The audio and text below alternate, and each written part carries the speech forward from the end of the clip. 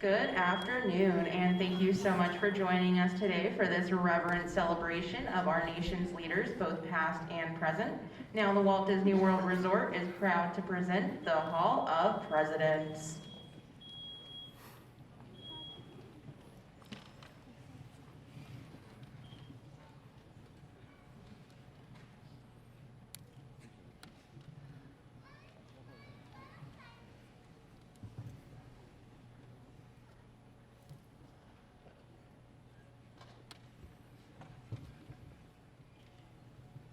This program is dedicated to the memory of Walt Disney. In 1971, his love for America inspired the creation of the Hall of Presidents, a place to celebrate the optimism and goodwill he saw at the heart of the American story. Walt's vision was to honor the nation by honoring the American presidency.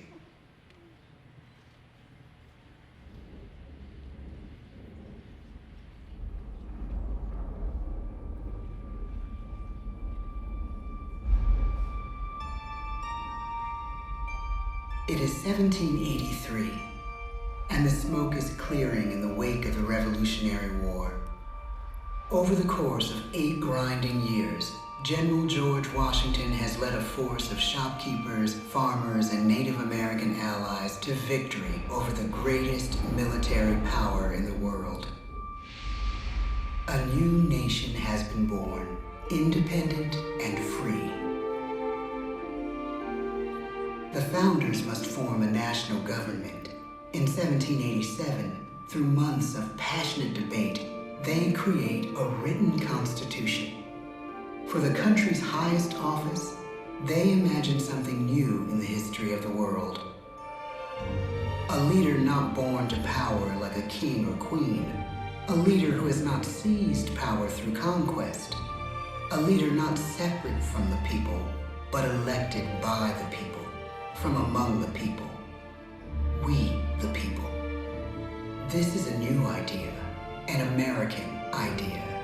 The idea of a president.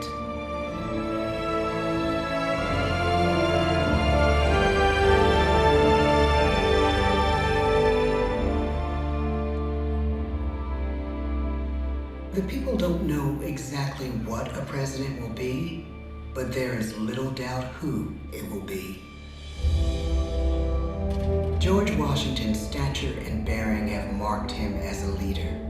His integrity has made him a great one. Washington knows that many generals who have led successful revolutions make themselves dictators or kings. Instead, he steps down from power and retires to his home, Mount Vernon. The world takes note, and George Washington becomes the symbol of American ideals. In the first presidential election, it's Washington by a landslide. The only doubt seems to be his own. He writes, "Integrity and firmness is all I can promise. Integrity and firmness is exactly what we need." Everything he does as president will set a model for his successors. His final act may be the most important of all. After 2 terms, with no term limit in the Constitution and amid overwhelming support to stay in office, he steps down once again and hands power back to the people. He wants us to speak, to elect a new president. During the early years of the Republic, we choose leaders as different as Thomas Jefferson, John Adams, and Andrew Jackson. Elections are often bitter. Each president stands at that fiery intersection where personal character meets the challenges of the times. Some call the presidency a glorious burden. Jefferson calls it a splendid misery. We, the people, must choose well. We elect 15 presidents before the course of history brings us to the edge of a crisis like no other. A nation born of freedom still permits slavery. As the country pushes west, will new states be slave or free? The question produces bitter conflict. The issue rocks the election of 1860 and brings Abraham Lincoln onto the national stage. The tall, lanky, some say uncouth candidate from Illinois is a master of words at a time when speeches are printed in full for people to read. A house divided against itself cannot stand, he has said. With Lincoln's election, the House does indeed divide. Civil War. 11 states secede from the Union. The war becomes a defining passage in the American story. The president's own inner strength and depth of character changed the course of history. Lincoln had come up the hard way on the American frontier, desperately poor, with less than a year of formal schooling. His early years were scarred by tragedy, the death of his mother, his sister, his first love. He struggles with depression, but never loses his determination to rise above it. He once said he's driven by a desire to leave the world a little better place for having lived in it. The war rages. Lincoln fights to preserve the Union and end slavery. Neither is a sure thing. At Gettysburg, Pennsylvania, 6 months after one of the bloodiest battles of the war, the president dedicates a cemetery to the thousands of soldiers who died there, in words we can never forget.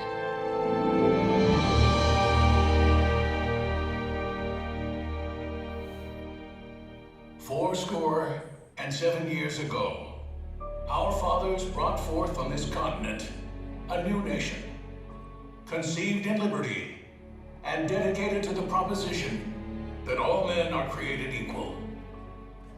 Now we are engaged in a great civil war, testing whether that nation or any nation so conceived and so dedicated can long endure. We are met on a great battlefield of that war. We have come to dedicate a portion of that field as a final resting place for those who here gave their lives, that that nation might live. It is altogether fitting and proper that we should do this. But in a larger sense, we cannot dedicate, we cannot consecrate, we cannot hallow this ground. The brave men, living and dead, who struggled here, have consecrated it far above our poor power to add or detract. The world will little note, nor long remember what we say here, but it can never forget what they did here.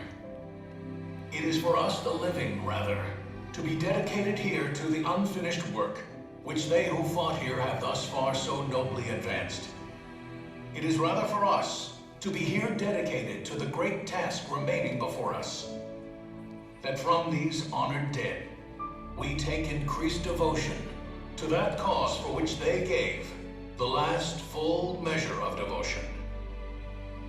That we here highly resolve that these dead shall not have died in vain, that this nation, under God, shall have a new birth of freedom, and the government of the people, by the people, for the people, shall not perish from the earth.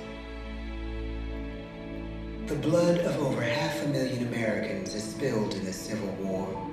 President Lincoln's enduring hope is to give true meaning to the sacrifices of so many, to lead us to that new birth of freedom.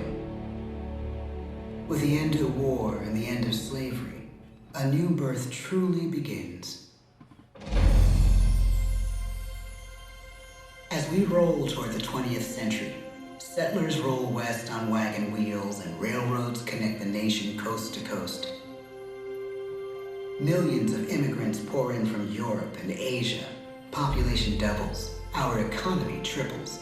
Our standing among nations rises. We need presidents who can lead both at home and abroad. At the same time, a young Theodore Roosevelt is retreating from New York politics and personal tragedy. The death of his wife and his mother on the same day in the same house. In the Badlands of North Dakota, he rethinks his life and the life of his country. He returns stronger in body and spirit. His renewed energy is just what his country needs.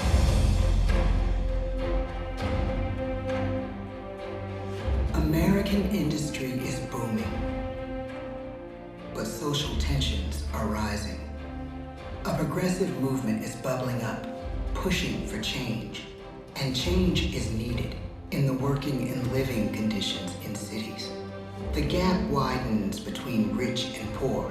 The demand for change grows stronger. Teddy Roosevelt is a knight on a crusade. He speaks with force and vitality in clear terms that make colorful headlines at a time when mass market newspapers have become the new media. To define his foreign policy, he borrows a phrase from an African proverb: speak softly and carry a big stick. But his greatest accomplishments are made at home. He breaks up giant monopolies, protects workers' rights, and calls for a square deal for all Americans, rich and poor, capitalist and wage earner.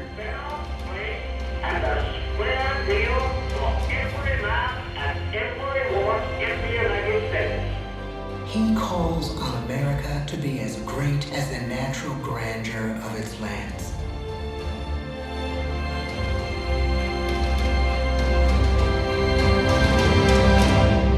Keep your eyes on the stars and your feet on the ground, he tells us. And we do.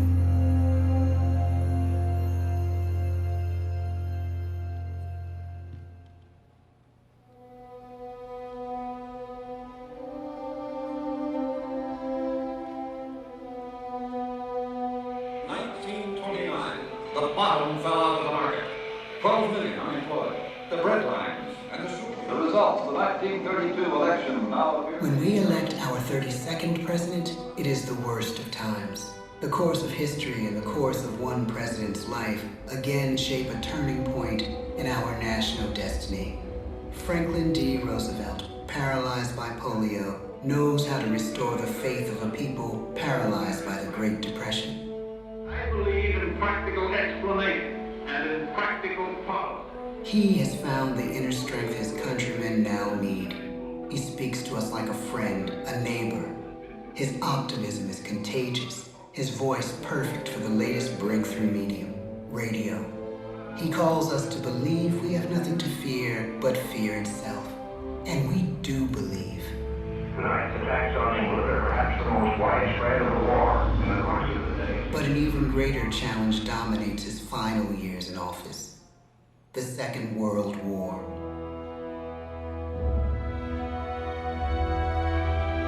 We must be the great arsenal of democracy. This is an emergency as serious as war itself. We stun the world with our production. When bombs fall on U.S. troops in Pearl Harbor, he calls us to fight on the war front and sacrifice on the home front.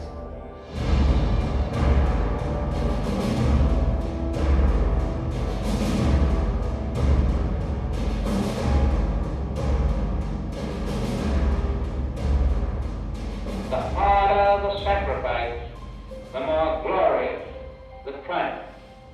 So spoke America in the year 1776. So speak Americans today. The world changes. The country changes. And yet, in one sense, what we need most from our presidents has never changed. A guiding vision that calls forth the best that America can be. Will outer space be developed for the benefit of all mankind? Or will it become another focus for the arms race? The choice is urgent, and it is ours to make. Ask not what your country can do for you. Ask what you can do for your country. But really, it's all of us who must overcome the crippling legacy of bigotry and injustice. And we shall overcome. One of the agreements that President Sadat and Prime Minister Begin are signing tonight is entitled A Framework for Peace in the Middle East. Mr. Gorbachev, tear down this wall. You have lost too much, but you have certainly not lost America. I can hear you. The rest of the world hears you. Loving this country requires the willingness to speak out for what is right, to shake up the status quo. That's America. Our presidency is no longer just an idea. It is an idea with a proud history. Ladies and gentlemen, the presidents of the United States of America.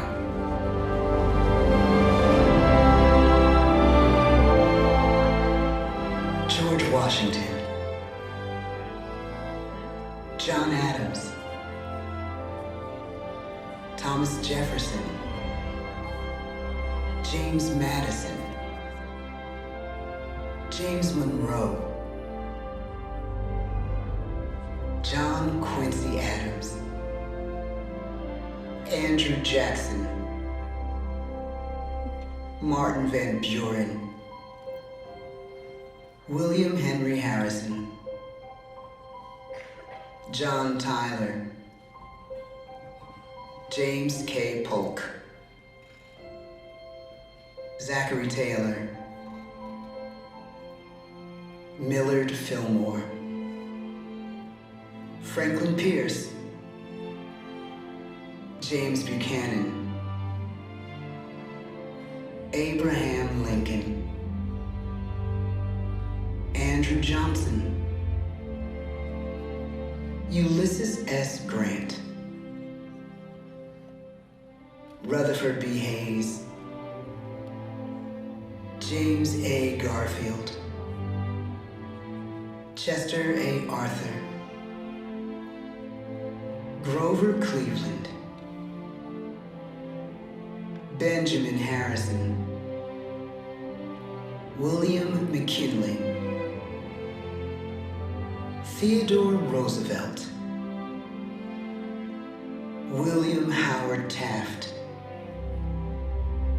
Woodrow Wilson, Warren G. Harding, Calvin Coolidge, Herbert Hoover, Franklin D. Roosevelt, Harry S. Truman, Dwight D. Eisenhower, John F. Kennedy,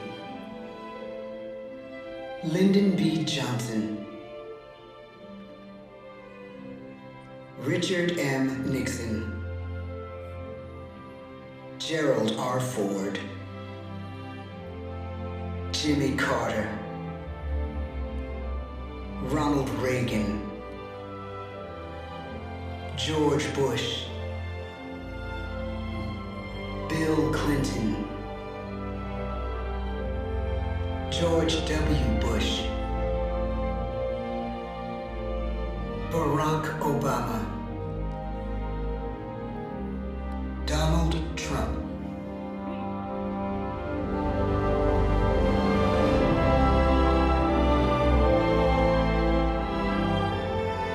And now we come to the present.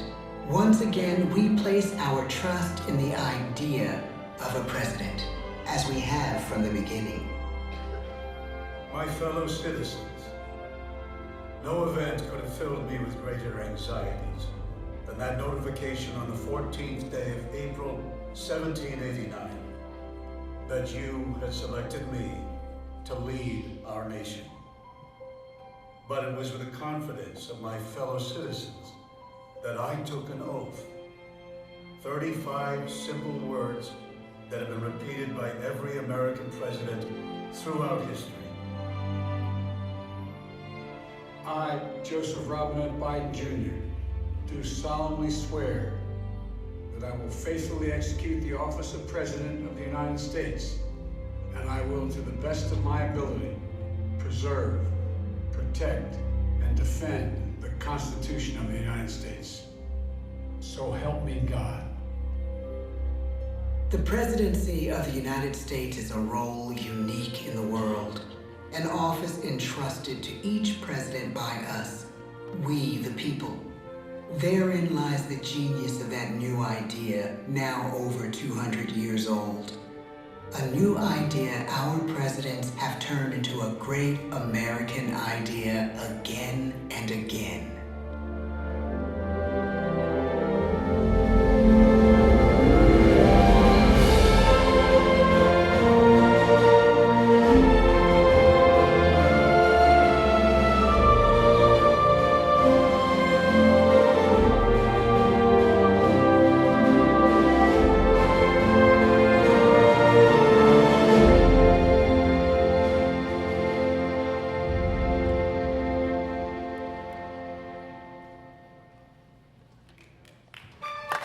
Thank you, everyone. This concludes our presentation. Please gather up all your belongings and exit the doors to your right-hand side and your right-hand side only. Thank you and enjoy the rest of your day here at the Magic Kingdom.